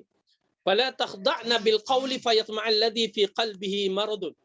Ya. Wa qulna qawlan ma'rufa. Maka kata perkataannya baik-baik, ya, singkat dan baik. Itu yang paling baik. Oleh kerana itu, terutamanya para wanita, maaf, ya, kalau kita nak berbicara, tak kiralah dengan ustaz, cakap biasa, ya. Ataupun jangan kita cakap tu macam menunjukkan kita mesra, berlebih-lebihan. Okey. Dengan suami tak apa, tapi dan jangan pula cakap kasar macam ustaz pun takut nak menjawab, menggigil menjawab. Alamak, dia tanya. Ya, ada juga orang yang begitu, dia cakap, kita pun rasa, berdebar, takut nak menjawab dia. Okey. Janganlah pula begitu. Nanti jawapan jadi terpesong pula. Okay. Cakap biasa. Okay. Ini ajaran yang diajarkan oleh agama kita, ya, bagi wanita bila berbicara dengan lelaki ajnabi. Ya, ada juga perkara yang perlu diperhatikan wanita. Misalan, okey, ini agak benda yang perlu diterangkan. Apabila salah faham terhadap wanita-wanita, bila dikatakan wanita, siapa yang memakai minyak wangi sampai membaukan minyak wangi itu, pada orang lain, macam kita pakai follow me, ya, pakai tu dia beratus orang mengikut belakang kita kan. Bau tu menarik perhatian orang, maka dikategorikan wanita penzina. Kenapa? Di zaman Rasulullah, wanita-wanita penzina ni, ya, zaman tu, ya, Arab Jahiliyah, ya, mereka pakai minyak wangi untuk menarik perhatian. Oleh kerana itu tidak boleh melainkan dipakaikan di rumah. Tetapi bukan maksudnya badan kita berbau. Ini pengalaman, semua pengalaman. Saya terkejut. Saya tak faham kenapa mereka-mereka ni begitu salah faham terhadap agama begitu. Maksudnya, janganlah pula kita tak keluarkan bau minyak wangi kita keluarkan bau badan kita. Okey? Tetapi pastikan kebersihan baju badan kita, dan kalau nak pakai minyak wangi yang boleh bau kita-kita je yang dekat, yang mana paling dekat dengan kita, ataupun kita dikatakan pakai bedak-bedak yang ada bau untuk bau kita terhapus. Itu paling kurang. Ini kita duduk macam ni, Allahu Akbar, bau dia keluar, kita dah tak tahan. Waktu tu dalam perbincangan, kenapa dia jadi macam ni dalam hati kan? Dan ia memburukkan perspektif terhadap agama kita. Ya, memang kita kata jangan pakai minyak wangi yang berkeluarkan bau. Kerana zaman Rasulullah, minyak wangi mereka lelaki kurang warnanya, kuat baunya. Minyak wangi perempuan kuat warnanya, kurang baunya. Ingat elok-elok. Jadi kurang tu kita kena beli paling kurang macam bau bedak tu untuk diri kita. Itu tak apa. Yang mana orang dekat kita macam ni pun tak bau, tak apa. Tapi jangan sampai bau badan kita bagi minyak wangi, kita tak bagi bau, badan pula kita bau, subhanallah. Ya, berat tu, bagi saya berat. Dan juga begitu juga dalam bab perkataan ini, berhati-hati sewaktu berbicara. Jangan kita berbicara mendayu-dayu, tetapi jangan pula keras macam raksasa, tapi bercakaplah biasa. Okey? Jadi ini di antara hukum hakam yang berkaitan dengan wanita-wanita lah sedikit sebanyak. Okey, kemudian kita masuk balik daripada hadis ini, cuma nak membicarakan dalam bab ini, ya, hadis yang kita pelajari ini, tidak mengapa kita dah bicarakan sedikit sebanyak kedudukan hadis yang dhaif ini. Namun syarah hadis kita telah memperkenalkan siapa dia, Luqman Al-Hakim yang disebutkan dalam Al-Quran. Yang mana kita teruskan, kerana kedudukan hadis dhaif, kita teruskan kepada perbahasan dia. Pertama, hadis ini menjelaskan keutamaan diam, dan diam tersendiri sendiri bahagian dari hikmah.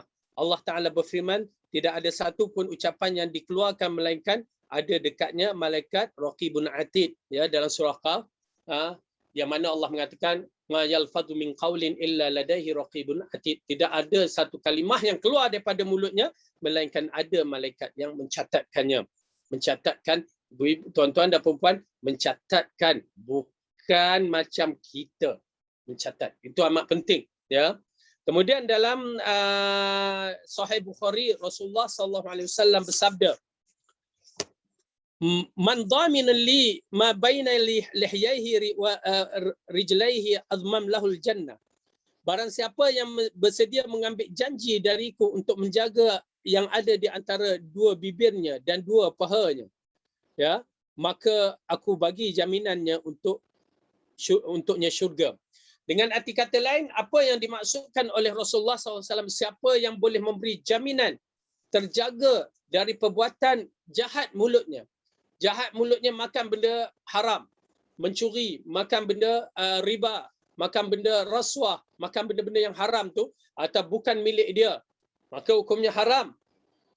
Maka dijaga. Kemudian jaga dari sudut perkataan, ucapan, yang mana yang baik atau yang buruk, yang mana yang diharamkan atau yang mana yang tak diharamkan, dia jaga. Maka itu adalah sifat jaminan ahli syurga kepadanya. Oleh kerana itu, tuan-tuan dan puan-puan, kita kena jaga. Kemudian barang siapa yang, dan di sini sebenarnya wa tu dia hilangkan ke atas, wallahu alam. Dan barang siapa yang menjaga kedua pahanya, yakni yang dikaitkan dengan kemaluan dia ataupun perkara yang dilakukan secara salah, ya, naudzubillah, perkara-perkara seperti zina ataupun bak kata orang onani ataupun dengan cara yang tak betul, maka dia elakkan perkara tersebut, maka sesungguhnya aku menjaminkan baginya syurga. Jadi ini di antara perkara yang amat penting yang kita ambil daripada pengajaran hadis yang baru kita baca ini, dan juga beberapa perkara yang berkaitan dengan hukum hakam berdiam diri. Dan insya-Allah ya, dengan izin Allah nanti kita akan sambung pelajaran kita seterusnya, rasa minggu depan, wallahu a'lam ada ke tidak. Tapi yang kita tahu raya jatuh hari Selasa. Okey. Jadi insya-Allah mudah-mudahan ilmu yang kita dapat pada hari ini merupakan ilmu yang bermanfaat dan menjadikan kita orang yang mengikut agama Allah, dan teruskanlah bagi mereka yang ada ibu dan bapa, ya, agungkanlah mereka, dudukkanlah, hormatilah mereka, dan berikanlah mereka yang terbaik sebelum mereka menutupkan mata dan yang menyebabkan kita rugi dan menyesal selepas ini. Wallahu a'lam bisawab. Yang baik itu datang daripada Allah, salah dan silap pada kelemahan diri saya. Aqulu qali hadza wa astaghfirullah li wa lakum. Wassalamualaikum warahmatullahi wabarakatuh. Subhanakallahumma wa bihamdika asyhadu an la ilaha illa anta astaghfiruka